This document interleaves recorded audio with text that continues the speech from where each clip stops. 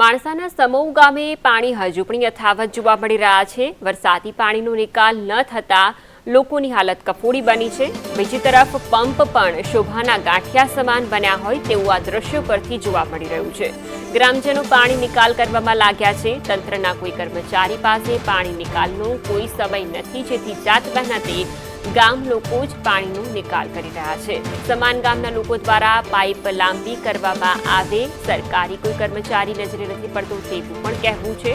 અને આ સાથે જ આટલા વરસાદી પાણીમાં રોગચાળો પણ વકરે તેવી ભીતિ સેવાઈ રહી છે।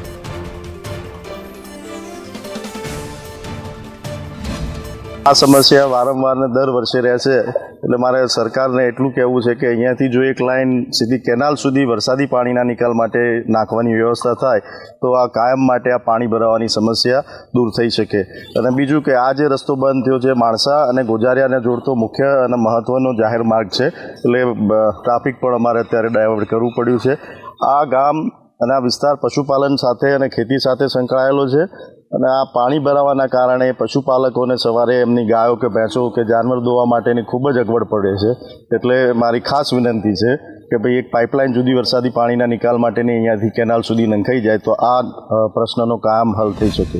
ગઈકાલે સવારથી જ્યારે વરસાદ પડી રહ્યો છે ને આજે પણ એ 3 ઇંચ જેટલો જે વરસાદ પડી રહ્યો છે એને લીધે માણસા તાલુકાના જે સમૌ ગામમાં જે વરસાદને લીધે ગામમાં જે પાણી ભરાયા છે એ તમે મારી પાછળ જોઈ રહ્યા છો।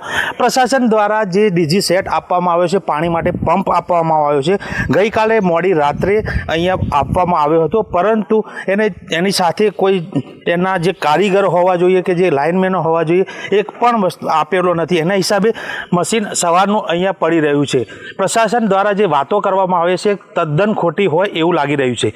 જયદેવ ગોસ્વામી, સંદેશ ન્યૂઝ, માણસા।